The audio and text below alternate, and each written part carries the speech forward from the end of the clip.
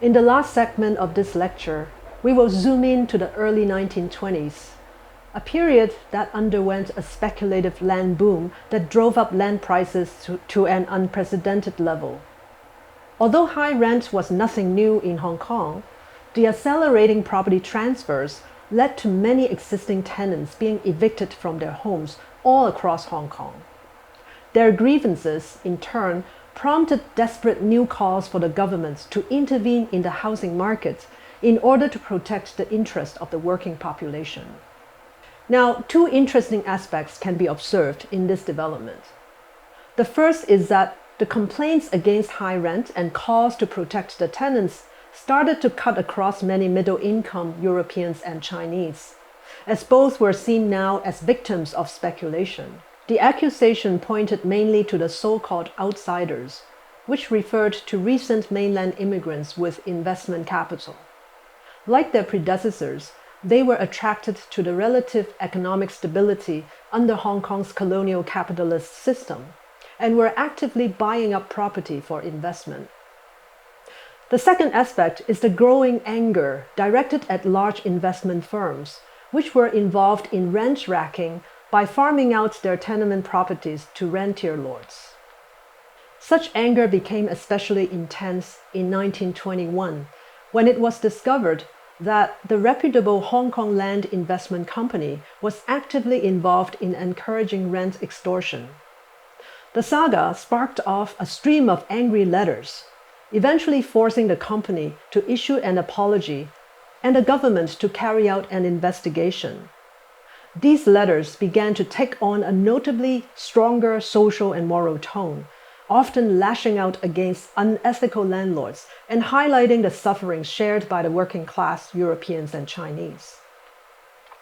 It is in this context that the government, in a surprising departure from past practices, but with great reluctance, introduced the first rent control ordinance in 1921. The legislation sought to prevent landlords from raising rent for 12 months and to lessen the speculative craze on existing properties. But to encourage new housing supplies, the law was not applied to new building projects. Not surprisingly, the passing of the law was roundly criticized by the landlords, but it was celebrated by tenants across the city. And despite its reluctance to impose such anti-market law, the Hong Kong government definitely regained some credibility by having stood up against the unethical profiteers, even though, in reality, it did nothing to alter the long-existing high land price policy, which was the real cause for high rent and speculation. The tenants' relief did not last, however. Not long after the passing of the rent control ordinance, many landowners were able to find ways to evict their existing tenants and subsequently rented their properties to wealthier mainland immigrants. These include bringing in contractors to create various kinds of disturbances, such as removing windows in cold weather, and even taking out staircases to make life miserable for those living there. The discovery of these problems led the government to put in more and more restrictions to protect the tenants, which in turn caused even more lawsuits. But the most consequential was that these eventually prompted many landlords to decide to pull down their houses altogether and constructed new ones on the same spot. Because rent control did not apply to new houses, and so they could raise the rent. So rather than increasing the housing supply through new development, as the government had wished, a reconstruction craze was swept across the city, with even more people get kicked out from their homes. The dire scenario was described by a legislator in 1923. Quote, "Thousands of tenants who were perfectly willing and able to pay the standard rent have been evicted or are being threatened with eviction through no fault of their own, and even in cases where fresh premises are available, they are compelled to pay a higher rent than they have been paying hitherto."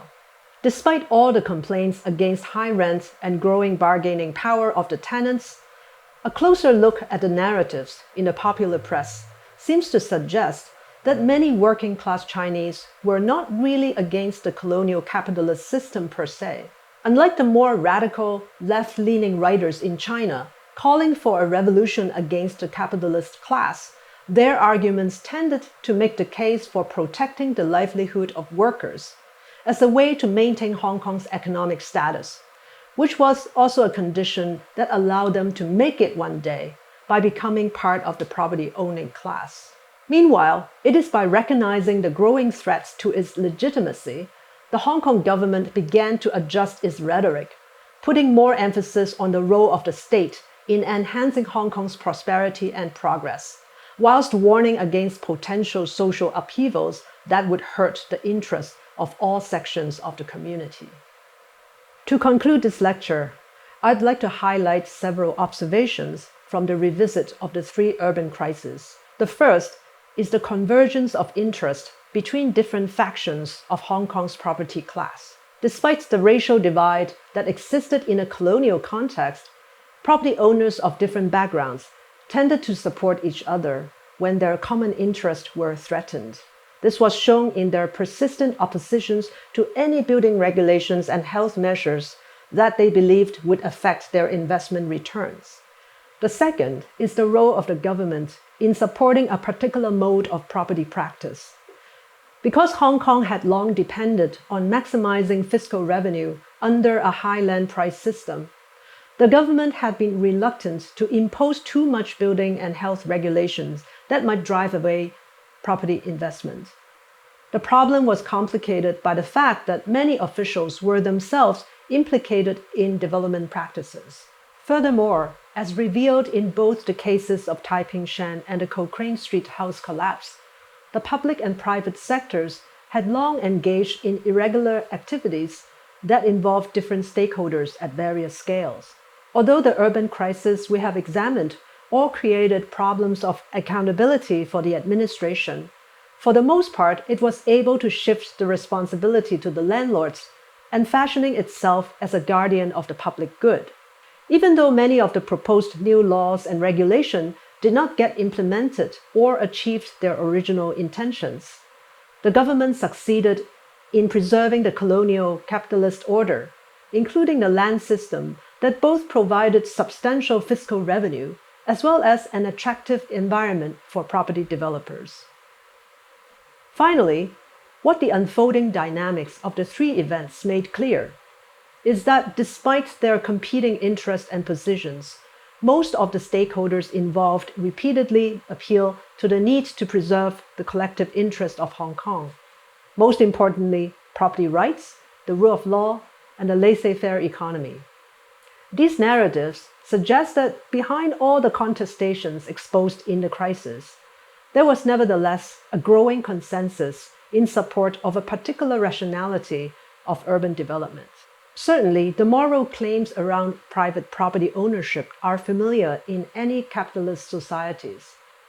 But they seem to be exceptionally powerful in Hong Kong, where a distinctive speculative mentality is tied to a land system that allows quick accumulation of wealth through property investment.